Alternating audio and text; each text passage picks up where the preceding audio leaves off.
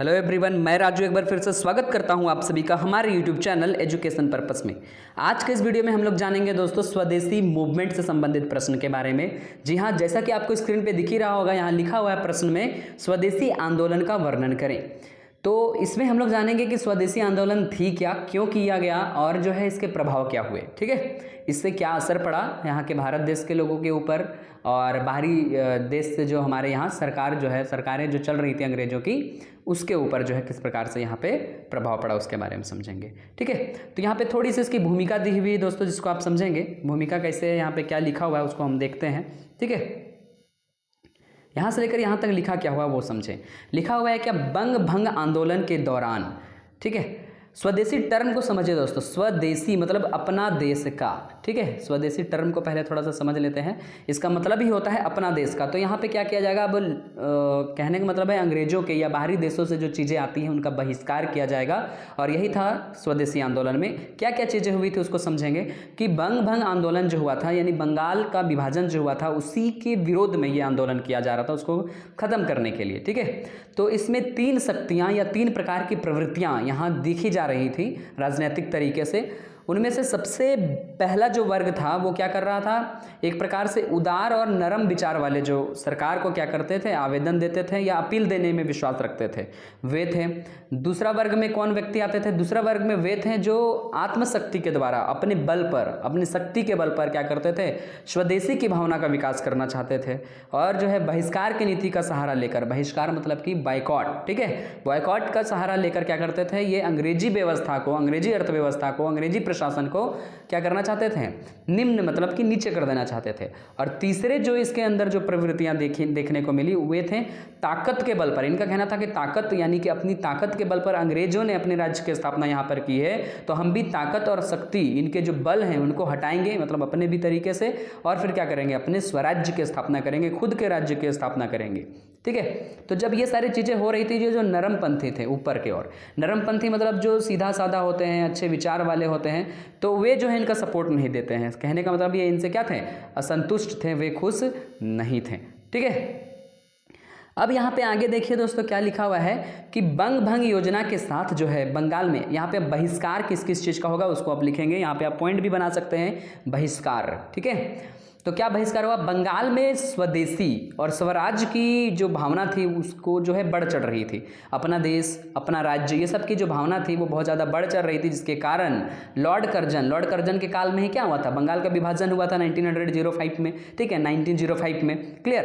तो उनके जो जवाब देना था इन लोगों को, तो उन लोगों ने इनके जवाब के रूप में क्या कहा कि हम जो है अपना क्या करेंगे, अपने अस्त्र को अपनाएंगे, अपने शस्त्र को अपनाएंगे, मेरी जो वस्तु है उन सब चीज़ों को अपनाएंगे और विदेशी चीज़ों का क्या करेंगे, बहिष्कार करेंगे। यानी विदेशों का बहिष्कार और स्वदेशी का उपयोग, यही इनका नारा था। और इस प्रकार से इन लोग क्या चाहते थे कि बंग भंग हो, यानी कि बंगाल का जो विभाजन है उसको रोक दिया जाए, ऐसा कुछ ना हो। ठीक है, तो इस प्रकार से ये लोग सोचते थे कि हम लोग जो है बहिष्कार करेंगे। और बहिष्कार करने का सबसे बड़ा उद्देश्य केवल साम्राज्यवाद पर क्या करना, रोक डालना नहीं था, बल्कि यहाँ के आर्थिक दबाव या फिर अलग अलग चीज़ों पर जो है, मतलब अपने देश के चीज़ों को प्रोत्साहित करना, ये सारी चीज़ें थी। तो इसमें भाग अधिकतर कौन लेते हैं, छात्र लेते हैं। अधिकतर स्टूडेंट लोग इसमें साथ छात्र जो होते हैं वे लेते हैं। और धीरे धीरे देखते समूचे बंगाल में क्या हो जाती हैं, अलग अलग कमेटी बनती हैं, अलग अलग ग्रुप्स बनती हैं, जो क्या करती हैं, अपने देश के चीज़ों का उपयोग करने के लिए नाराबाजी करती हैं या लोगों को जागरूक करती हैं। और बाहरी देश, जो विदेशों से जो चीज़ें यहाँ आती थी, उनको क्या करना चाहती हैं, बहिष्कार, उनका तिरस्कार करना चाहती है, बायकॉट करना चाहती है। ठीक है, तो इसीलिए जो यहाँ पे बहुत सारी समितियाँ बनती है।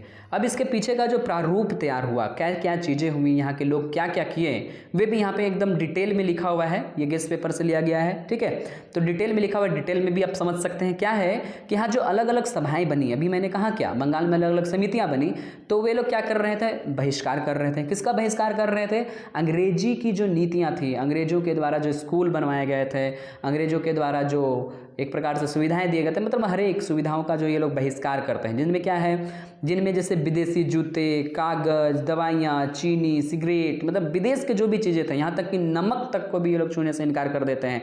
ऐसा भी मौका आ जाता है, मतलब ऐसा समय आ जाता है, यहाँ के जो स्टूडेंट होते हैं, यहाँ के जो शिक्षक होते हैं, वे नंगे पाँव स्कूल जाते हैं, बिना शूज़ पहने, बिना चप्पल्स पहने, ठीक है। वे क्या करते हैं, नंगे पाँव जो है स्कूल जाते हैं और परीक्षा देने से इनकार करते हैं यहाँ के बच्चे, ठीक है। मतलब बहुत सारे चीज़ों में जहाँ अंग्रेज़ों की चीज़ें अंग्रेज़ों के वस्तुएं इस्तेमाल किए जा रहे हैं, उनको क्या कर देते हैं, ये लोग मना कर देते हैं। एक बार की एक घटना है कि एक छोटी सी बच्ची बीमार हो गई थी, जिसको क्या करना पड़ा था, दवाई खिलाना पड़ा था, लेकिन इस बच्ची ने विदेश की दवाई खाने से मना कर दिया था। सोचो दोस्तों कि कैसी उस समय की स्थिति थी कि इन लोगों ने पूरा तरीका से विदेश की चीज़ों को क्या कर दिया था, बंद कर दिया था।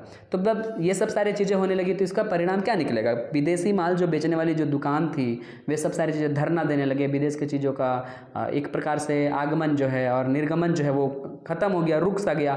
और इस प्रकार से बहुत सारे चीज़ों में इन लोगों ने बहिष्कार किया, अध्यापक ने, स्टूडेंट ने, वकील ने, डॉक्टर ने, बहुत सारे चीज़ों लोगों ने, ठीक है।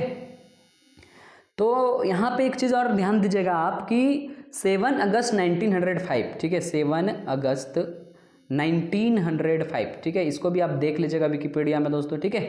तो 7 अगस्त 1905 में इसकी घोषणा की गई कलकत्ता के टाउन हॉल से, ठीक है।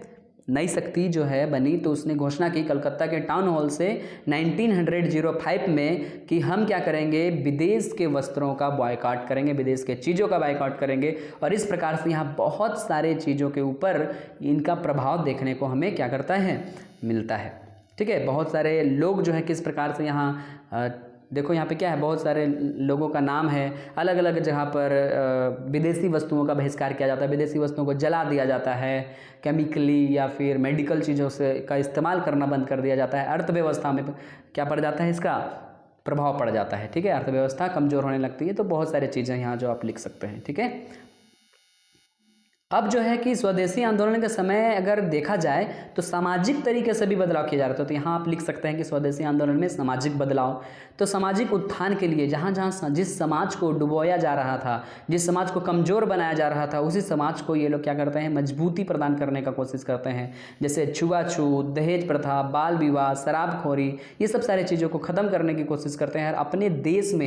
अपने देश में देश प्रेम के साथ रहने का जो है एक प्रकार से ये लोग नारा लगाते हैं और उसी विचार का प्रचार प्रसार करते हैं, ठीक है। अब इसमें क्या लिखेंगे, स्वदेशी आंदोलन से शिक्षा में विकास। क्या होता है, शिक्षा में विकास करने के लिए भी स्वदेशी आंदोलन किया जाता है। क्यों? क्योंकि शिक्षा के जो संस्थान हैं अधिकतर उनके ऊपर किनका नियंत्रण था, जैसे कोई स्कूल था, कोई यूनिवर्सिटी था या कोई कॉलेज थे, उनके ऊपर अंग्रेजों का नियंत्रण था। और जिसके कारण यहाँ के लोग क्या कर रहे थे, इसी अंग्रेजी शिक्षा नीति का भी विरोध कर रहे थे। जाहिर सी बात है, ये लोग अपना फायदा देख रहे थे ना, इसलिए भारत देश के लोग भी इसका विरोध कर देते हैं। और ये अंग्रेज क्या चाहते हैं, अंग्रेज चाहते हैं आप नहीं पढ़ोगे कोई बात नहीं। और ये लोग क्या करते हैं, बहुत सारे कॉलेज के बहुत सारे टीचर्स को, प्रिंसिपल्स को क्या कर देते हैं, कह देते हैं कि जो आंदोलन कर रहे हैं उन स्टूडेंट्स को आप अपने पास रखें। लेकिन फिर भी आंदोलन चलते रहता है और इस प्रकार से ये आंदोलन अपना एक चरम सीमा को पकड़ लेता है। और समूचे बंगाल में नहीं, बाहर के क्षेत्रों में भी क्या हो जाता है, यहाँ के लोग जो है बढ़ चढ़ कर जो है इसमें हिस्सा लेते हैं। विदेशी कपड़ों की होली जलाई जाती है, विदेशी जूतों को बहिष्कार कर दिया जाता है, ये सब सारी चीज़ों का बहिष्कार कर दिया जाता है जो विदेश की चीज़ें थी, ठीक है। शराब का बहिष्कार कर दिया जाता है, बहुत सारी चीज़ें हैं। अब हम लोग समझेंगे यहाँ पे इसका प्रभाव क्या क्या निकला। अब ऊपर जो पढ़े उसी को आप प्रभाव में लिख सकते हैं एकदम चालाकी के साथ। सबसे बड़ा प्रभाव क्या होगा कि बंगाल पर क्या प्रभाव पड़ा, बंगाल के बाहर क्या प्रभाव पड़ा ये समझेंगे, ठीक है। बंगाल पर क्या प्रभाव पड़ा, सरकार पर क्या प्रभाव पड़ा, सबको समझेंगे। तो बंगाल के बाहर क्या प्रभाव पड़ा, इससे यही प्रभाव पड़ा कि बंगाल के बाहर भी राष्ट्रीय शिक्षा, स्वदेशी आंदोलन, बहिष्कार का बहुत बड़ा प्रभाव पड़ा। बम्बई, मद्रास जैसे क्षेत्रों में बहुत सारे आंदोलन होना स्टार्ट हुए, अलग अलग क्षेत्रों में आंदोलन होना स्टार्ट हुए और आंदोलन जो है संपूर्ण पूरे भारत देश में फैल गया, जहाँ पे आपको महाराष्ट्र, बम्बई, अहमदाबाद, उत्तर प्रदेश, मद्रास जैसे जमशेदपुर, ये सब क्षेत्र जो है देखने को मिलती है, जहाँ पे स्वदेशी आंदोलन में यानी लोग जो है यहाँ देश प्रेम में डूब गए, स्वाभिमान की भावना जगा दी और ये लोग अपने देश के खातिर जो है मर मिटने को तैयार हुए और स्वदेशी चीज़ों को अपनाने के लिए तैयार हुए, ठीक है। अब यहाँ पे क्या है, भारतीय राष्ट्र कांग्रेस पर आंदोलन का प्रभाव। अब कांग्रेस पर क्या प्रभाव पड़ा? कांग्रेस पहले साथ नहीं दे रही थी, ऐसा जो है कई इतिहासकारों ने बताया, परंतु जब यहाँ के लोगों ने इतना बहिष्कार किया तो कांग्रेस भी क्या करती है, इनका साथ देने लगती है।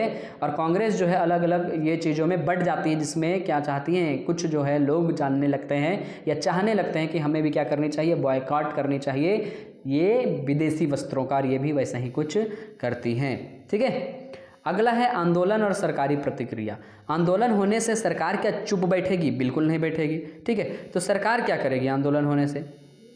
सिंपल सी बात है, जब आंदोलन हो रहा था तो सरकारों को लगा, यहाँ की जो सरकार थी, जो वायसराय थे, उन लोगों को लगा कि अरे ये क्या करेंगे, ये बंगाली हमारे कुछ नहीं बिगाड़ सकते हैं, कुछ दिन होने दो फिर ये खुद ठंडा हो जाएंगे। लेकिन ऐसा बिल्कुल नहीं होता है। और लास्ट में क्या होता है, ये छात्र जो हैं, ये विद्यार्थी जो हैं, सीधी तौर पर इनका बहिष्कार करने लगता है। और लास्ट में सरकार क्या करती है, उन स्कूलों को, उन कॉलेजेस को, जैसे कि यूनिवर्सिटी होती है ना, जैसे आप विनोबा भावे यूनिवर्सिटी, उसके बाद विनोद बिहारी महतो कोल्हान यूनिवर्सिटी, रांची यूनिवर्सिटी, तो सभी यूनिवर्सिटीज़ के अंदर बहुत सारे कॉलेज होते हैं। ठीक है, तो आप हमें बताएं कि विनोबा भावे यूनिवर्सिटी के अंडर कितने कॉलेजेस हैं जो एफिलिएटेड है विनोबा भावे यूनिवर्सिटी से।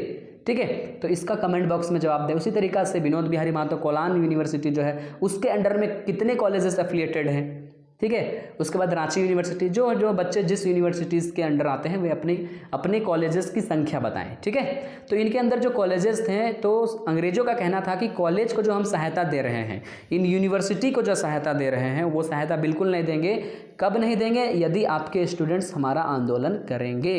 ठीक है, तो यहाँ के लोग तो डर जाते हैं, लेकिन बहुत सारे टीचर, बहुत सारे प्रिंसिपल्स इस आंदोलन में अपने बच्चों का साथ देते हैं। और लास्ट में ये बच्चे क्या करते हैं, स्कूल छोड़ देते हैं। जाओ भाई, तुम हमको क्या भगाएगा, हम ही भाग जाते हैं। ठीक है, धरना पर बैठ जाते हैं। मतलब अंग्रेजों के खिलाफ जो है ये लोग बिल्कुल भी कोई कसर नहीं छोड़ते हैं ये लोग खड़ा होने में।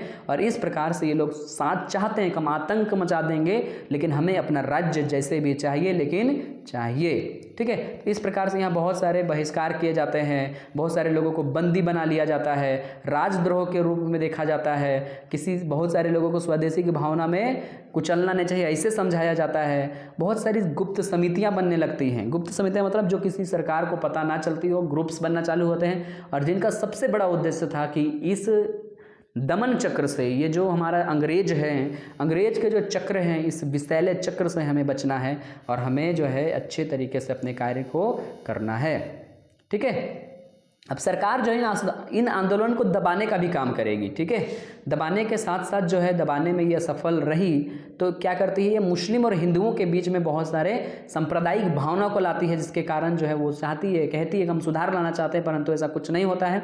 इनके पीछे केवल और केवल इनका विभाजन ही होता है, और जिसके कारण जो है दोस्तों यहाँ के लोग अपने ही चीज़ों का इस्तेमाल करते हैं ताकि ये जो अंग्रेज हैं उनका प्रशासनिक, आर्थिक, राजनीतिक जो है पूरा का पूरा गिरावट, इनकी स्थिति में गिरावट हो जाए। और इतना ही था दोस्तों स्वदेशी आंदोलन। खुद के देशों के चीज़ों का उपयोग करना और बाहरी देशों के चीज़ों का बहिष्कार करना ही स्वदेशी आंदोलन कहलाता है, जो 7 अगस्त 1905 में जिसकी आधिकारिक रूप से घोषणा की गई थी। ठीक है, तो इतना ही है इस वीडियो में। मिलते हैं आगे की वीडियो में, तब तक के लिए अपना ख्याल रखिएगा।